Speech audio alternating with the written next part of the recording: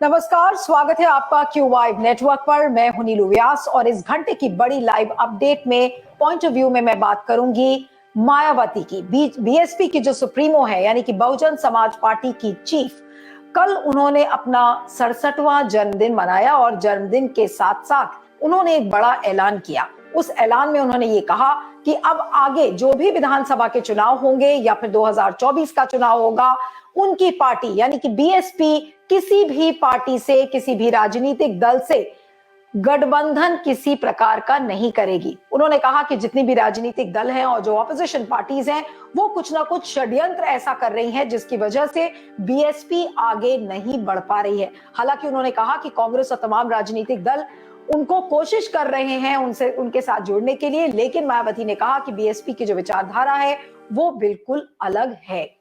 अब ये जो स्टेटमेंट मायावती का आया है, इससे ये पता नहीं चल पा रहा है कि मायावती का अगला दांव क्या होगा। यहां पर आपको ये बताना जरूरी है कि अभी जो पिछले साल उत्तर प्रदेश में चुनाव हुए थे, तो बीएसपी एक ऐसी पार्टी थी जिसका वोट प्रतिशत 10% वोट शेयर उसका गिरा था और केवल एक एमएलए उनका विधानसभा में चुनकर आया था। तो इतनी बड़ी फॉल के बाद, यानी कि जिस तरीके से वोट शेयर में गिरावट हुई है और तमाम बीएसपी के जो लोग हैं वो कुछ समाजवादी पार्टी में चले गए हैं, कुछ ने बीजेपी को ज्वाइन कर लिया है, यानी कि जो उनका दलित वोट बैंक था वो भी एक तरीके से छिटक गया है। अब ऐसे में इसका निर्णय लेना कि वो किसी के साथ गठबंधन नहीं करेंगी और एकला चलो रे का जो नारा चलकर लगाकर मायावती आगे बढ़ने की कोशिश कर रही है, उसमें उन्हें कितनी सफलता मिलेगी और इस दांव को राजनीतिक नजरिए से कैसे पढ़ा जाए। इस समय हमारे साथ लखनऊ विश्वविद्यालय के जाने माने और वरिष्ठ प्रोफेसर रविकांत इस समय जुड़ रहे हैं। प्रोफेसर रविकांत, आपका बहुत बहुत स्वागत है क्यू वाइव नेटवर्क पर। और सर, मायावती का जो ये ऐलान है ये चौंकाने वाला है, एक्सपेक्टेड था, इसे आप कैसे देखते हैं? नहीं, मायावती का ऐलान कतई चौंकाने वाला नहीं है। दरअसल लोकसभा चुनाव के मद्देनजर लोग इसका आकलन कर रहे हैं, जो अभी बहुत दूर 16 महीने बाकी हैं उस चुनाव में।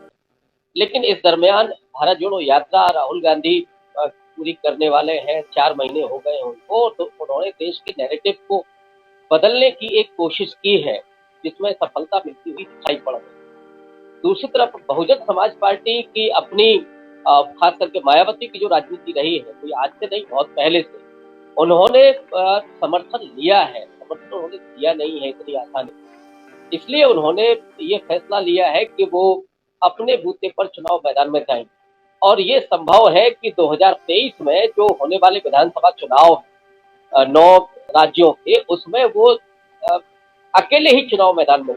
लेकिन लोकसभा चुनाव के आते आते मुझे लगता है कि वो इस तरह के संकेत देने लगेंगे, या वो संभावना इसकी ज्यादा है कि वो एक गठबंधन के साथ जाएं। ये मुझे लगता है 23 में हो सकता है कि वो अकेले ही लड़े, और उसके पीछे कारण है।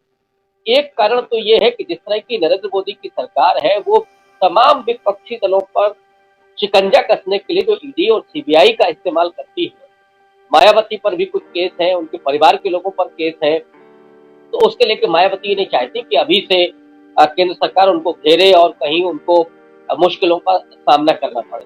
एक तो उनकी ये चाल है कि वो ये संकेत ना दें कि वो किसी गठबंधन में जा रही है, और खास करके विपक्षी अपने घर को सेफ बनाकर रखना चाह रही है इस समय।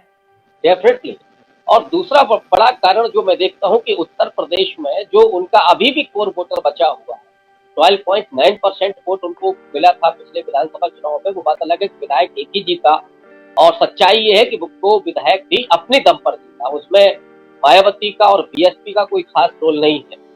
बावजूद इसके मायावती की जो अपनी एक्सेप्टेंस है वो अखिल भारतीय है। वो एक दलित नेता के रूप में सबसे ज्यादा पॉपुलर और सबसे ज्यादा स्वीकार्य नेता है।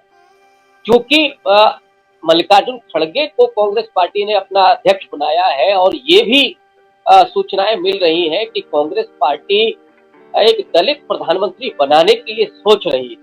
तो मायावती संभवतः ये सोच रही होंगी कि जब दलित प्रधानमंत्री के लिए कांग्रेस पार्टी तैयार हो रही है और वो मल्लिकार्जुन खड़गे को बना सकती है, तो फिर वो क्यों नहीं हो सकती।